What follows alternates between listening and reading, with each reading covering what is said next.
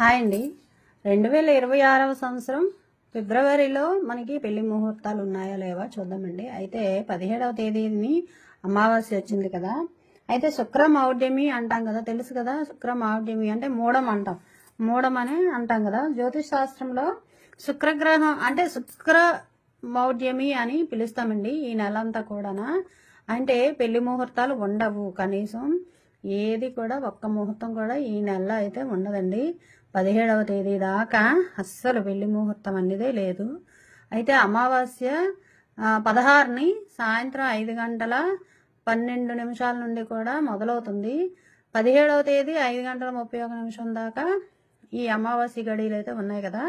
ఈ అమావాస్య తర్వాత మనకి ఫల్గుణ మాసం మొదలవుతుందండి. అంటే మాఘమాసం తర్వాత ఫల్గుణ మాసం వస్తుంది కదా. ఫల్గుణ మాసంలో 19 నుంచి కూడా ఉన్నాయండి వివాహానికి మంచి గడియలు అయితే, పెళ్లి ముహూర్తాలు ఉన్నాయండి, శుభ గడియలు అయితే ఉన్నాయి. అయితే ఈ 17ని అమావాస్య తర్వాత మనకి 19 నుంచి కూడా వివాహానికి ముహూర్తాలు అయితే ఉన్నాయండి. ఇప్పుడు అవేంటో చూద్దాం. అయితే ఈ శుక్రగ్రహం మౌఢ్యమి అనేది ఎందుకు మనకి ఉపయోగపడదు అంటే, వివాహానికి ప్రస్తుతానికైతే ప్రస్తుతం మనకి శుక్రుడు సూర్యదేవుడికి దగ్గరలో ఉంటారండి. అందువల్ల ఈ శుక్రగ్రహం అనేది వీక్ అవుతుంది, అంటే దాని శక్తి కొంచెం తగ్గుతుంది అనమాట. అందువల్ల ఏంటంటే దాంపత్యంలోని ప్రేమ, వివాహాలు ఇలాంటన్నిటిలో కూడా చాలా చికాకులు వస్తాయి. అందుకని మూడంలో ఏ పని కూడా చేయరు. ప్రతిదానికి మూడం వచ్చింది అని అంటుంటాం కదా. ఈ మౌఢ్యమిని మూడం అంటాం మనం. మౌఢ్యమిని ఏంటంటే మనం ఎట్టి పరిస్థితుల్లో వివాహానికి అయితే మాత్రం ముహూర్తాలు అయితే ఉండవండి. ఈ శుక్రగ్రహం వీక్ అయితే ప్రేమ, వివాహంలో ఆలస్యం కూడా అవుతుంది, అలాగే సౌఖ్యంలో కూడా తగ్గుతుంది, కళల్లో కూడా ఆటంకాలు వస్తాయండి. ఇవన్నీ కూడా శుక్రగ్రహం అధిపతిగా ఉన్న ఏ రాశికైనా సరే ఇవి ఈ చికాకులన్నీ తప్పదు. అందుకనే మనం ఏం చేస్తాము, ఈ వివాహాలు అనేది ఈ ముహూర్తాల్లో, ఈ మౌఢ్యంలో అసలు వివాహం అనేది జరుపుకోరు ఎవరు కూడా, అసలు ముహూర్తం అనేది పెట్టరు కూడా.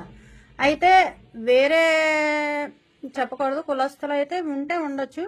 మన హిందూ సాంప్రదాయంలో అయితే మాత్రం ఖచ్చితంగా ఏ ఒక్క రోజు కూడా ముహూర్తం అనేది పెట్టరు. అయితే ఇప్పుడు ఫిబ్రవరిలో 2026వ సంవత్సరం ఫిబ్రవరిలో ఫల్గుణ మాసం వస్తుంది కదండి. అయితే 19ని ముహూర్తం ఉందండి, అలాగే 20ని ముహూర్తం ఉంది, 21ని ముహూర్తం ఉంది, 24ను కూడా ముహూర్తం ఉందండి, 25 నుండి 26ను కూడా ఉంది, 19, 20, 21, అలాగే 24, 25, 26 ఈ తేదీల్లో ఫల్గుణ మాసంలో అయితే మాత్రం ఖచ్చితంగా వివాహానికి మంచి ముహూర్తాలు అయితే ఉన్నాయి. పండితుడిని అడిగి సూచన తీసుకొని ఈ తేదీల్లో వివాహానికి అయితే ముహూర్తాలు అయితే పెట్టుకోవచ్చు. చాలా మంచి గడియలండి ఇవన్నీ కూడా. ఫల్గుణ మాసంలో మనకి మౌఢ్యమి తర్వాత వచ్చే ఫల్గుణ మాసంలో మాత్రం ముహూర్తాలు అయితే ఉన్నాయి.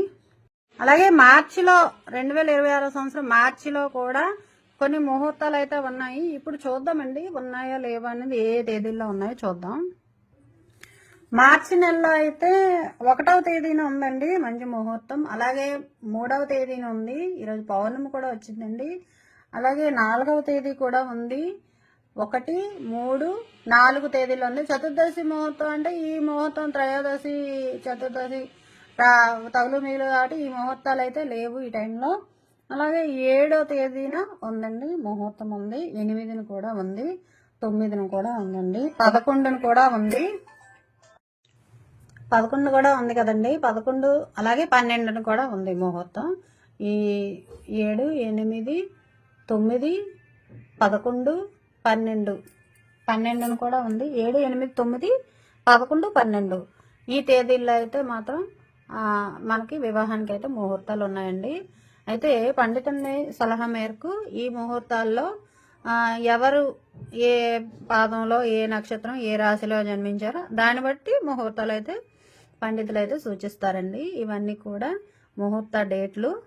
అలాగే మనకి తర్వాత ఈ 19వ తేదీన అమావాస్య తర్వాత మనకి చైత్రమాసం అయితే మొదలవుతుంది. ఈ మార్చి నెలలో 2026 సంవత్సరం మార్చి నెలలో చైత్రమాసం 20వ తేదీ నుండి కూడా మొదలవుతుంది. అయితే ఈ ముహూర్తాల్లో మనకి ఫిబ్రవరి, మార్చిలో ముహూర్తాల్లో అయితే వివాహానికి అయితే మంచి ముహూర్తాలు ఉన్నాయి. ఈ తేదీలు అయితే మాత్రం ఖచ్చితంగా మనం వివాహానికి మనం ముందుకెళ్ళొచ్చు. పండితుడి సలహా మేరకు మనం ముందుకెళ్ళొచ్చు. ఈ ఈ తేదీలు అయితే మిస్ చేసుకోకండి. అయితే మనకి మోడం వచ్చింది కాబట్టి చాలా మటుకు మాఘమాసంలోనే మనకి వివాహానికి మంచి ముహూర్తాలు ఉంటాయి. మోడం సమయంలో ఈ శుక్రగ్రహానికి అధిపతి అయిన రాసుల వారికి అయితే మాత్రం ఖచ్చితంగా ముహూర్తాలు అయితే ఉండవండి. అలాగే ఈ వీడియో నచ్చితే లైక్ చేయండి, షేర్ చేయండి, సబ్స్క్రైబ్ చేసుకోండి.